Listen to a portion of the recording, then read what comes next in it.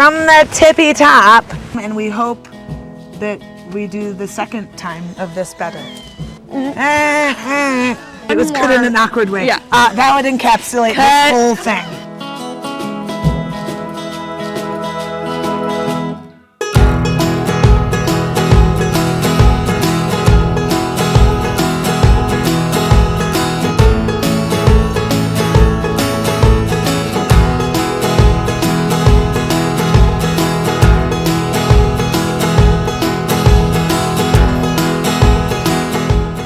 Welcome to the Sweet Flag Project in Black Butte, Oregon. We are excited to tell you some stuff about a log. All things log restoration we're going to get into, but first we have Wilson here. Wilson! From Naughty Boys, Naughty Log Homes. What is it? Yeah, Naughty Log. Even on the shirt. There we go. In this video, we're going to talk about the log restoration process and what we're doing here with sandblasting the logs. We're going to talk about maintenance and why it's important to do this process frequently and keep up on it. We're also going to talk about Stain. what color stain. We're going to have you help us pick what color that this log cabin will end up being. So stay tuned and watch what we learned today. We hope you'll learn something too.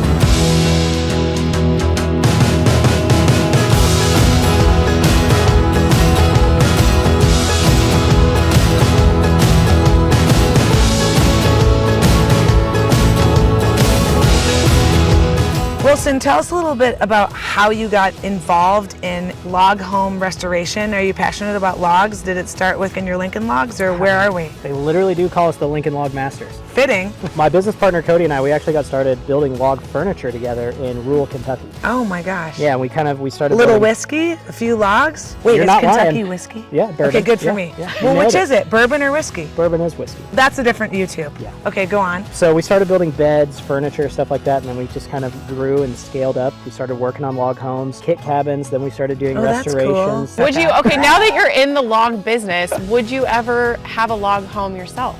Absolutely not. It's so much work.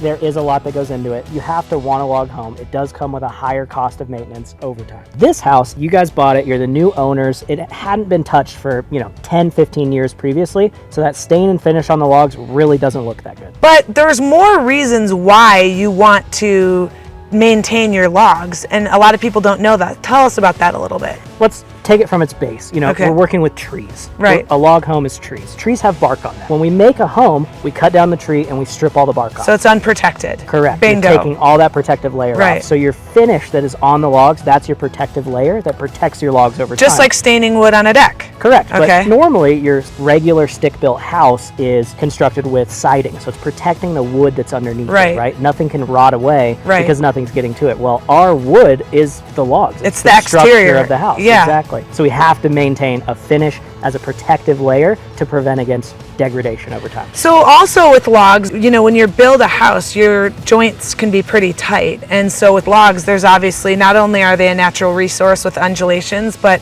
they don't have a clear 90 to butt up next to each other. So what about the joints? With logs, everything is unique. There's tons of different styles of construction. How everything fits together is going to determine how we need to properly care for those logs. This home is built with what's called a flat-on-flat connection. The bottom of the log and the top of the log is actually milled flat. So Oh, okay, they sit so on it top better. allows for a closer joint line. But as they age and as they dry out, those logs will shrink. Do they ever expand again, or do they only shrink? Well, they're going to shrink generally over time, but yes, as changes in the weather, humidity, etc., they'll expand and contract. Yeah. But they're going to settle and they're going to shrink. In general. generally. Okay.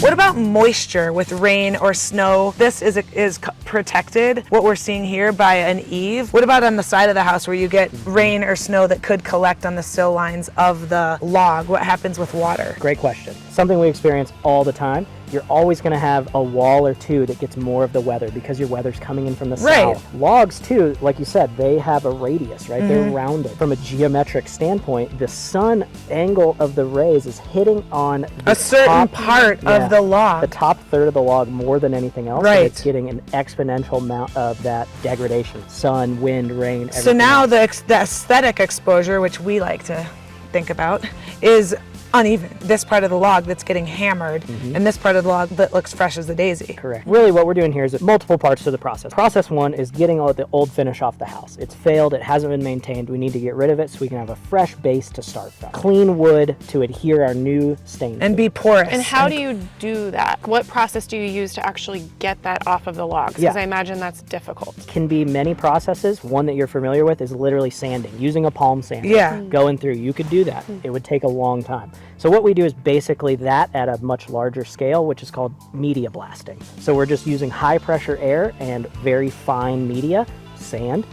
We buy it in different grits, so we can buy not water. Correct. And we'll shoot that at the house, and that abrasive process is it kind of peels, it strips off the stain. You've sandblasted the logs, and then what? On the Sweet Flag project, the next step will be a borate treatment. It's a chemical treatment that we're going to apply to the logs, and it's going to soak in. It's kind of a two-part preventative measure. It's a rot preventative, preservative, and it also helps any type of wood-boring insects that want to get into that get wood. out of there, yeah. Yep, so that goes on the bare wood. Then we'll put 2 coats of stain in whatever color you guys pick, and then we do the clear top coat. And that clear top coat is what we're going to be maintaining going forward.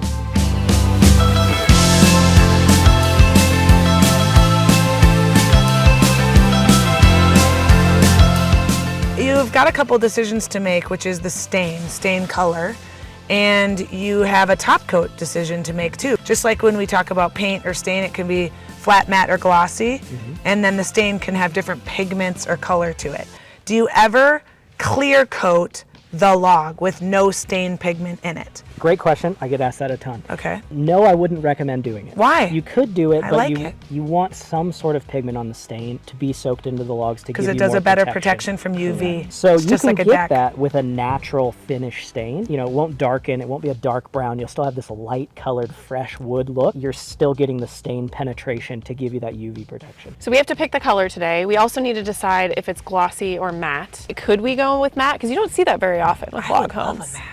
It's totally personal preference. There's no real benefit one way or the other. In From terms weather of, or anything? Yeah, Okay. protection. Asking for a friend, how often do you have to do this process once you strip her down? Our goal is that you never have to do this again. Hallelujah. If we do it right and we stay up on the maintenance, this thing could go decades and decades without having to be done again. What do I need to do every year to make sure that I don't have to do this every 5 to 10 years? Great question. It's the clear top coat layer that we're maintaining. Think about it like Gore-Tex. It's a breathable, waterproof membrane, but it kind of has some pores in it. Over here, the wind blows. There's dust. There's pollen from all these pine trees. On a yearly basis, we want to wash the house. Literally just rinse with a garden hose. I just want to get it rinsed off. Okay. If it's really dusty, there's an area with a bunch of pollen, take a car wash brush, kind of scrub it. Just give it a light bath. That's going to allow it to do what it needs to do. It's going to perform correctly. We're not going to see it fail. Every 2, 3, 4 years, there'll be a side of the house like we talked about earlier, the south side, something. It's going to get hammered. After we wash it, apply more clear top coat. And we're going to be able to see that usually if we see a sheen. If we use a semi-gloss, we can see as it wears down. That would be a reason to do a sheen. You can see where that sheen goes away. It's an indicator that you need maintenance there. Let's go pick the stain and determine whether we're going to do matte or glossy as the finish. Let's go.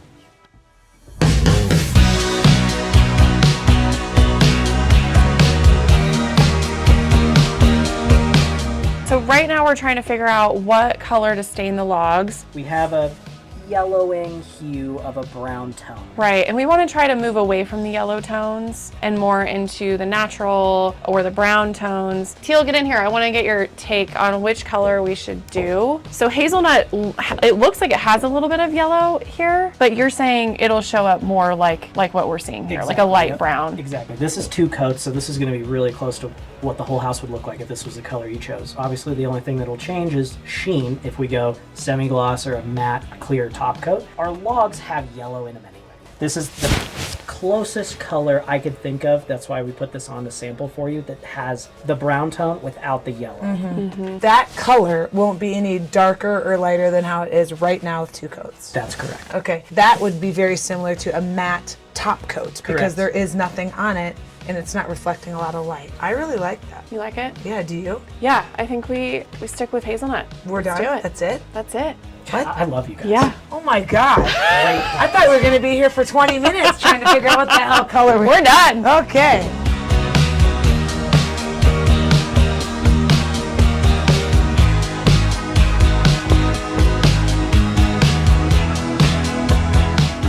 This is the media blasting setup. This is a big diesel air compressor. Okay. So that produces the air that we need to push through the hose to blow the media at the house. And then that hose that's wrapped with the black stuff, that's being drug all around the house. That's where the actual trigger is, where it's coming out of. Okay. What it actually is recycled crushed glass. Oh, so wow. it's bottles that they crush down in these big machines. So we are recycling? 100%. I thought it was BS. Totally Okay. environmentally friendly. Oh, that's awesome. Recycled material and very good for your soil too. So it sounds like Naughty Log is the way to go with this setup. Hey, we try. Yeah, let's check out what the boys are up to. Yeah, I think they're around the corner. I mean, out. So what are they doing up there? After we do the sandblasting, it leaves kind of an abrasive finish. It's not always required, but this is what's called Osborne brushing.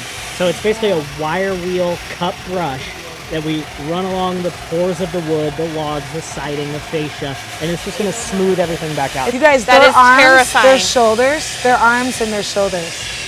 Look at that. Oh yeah.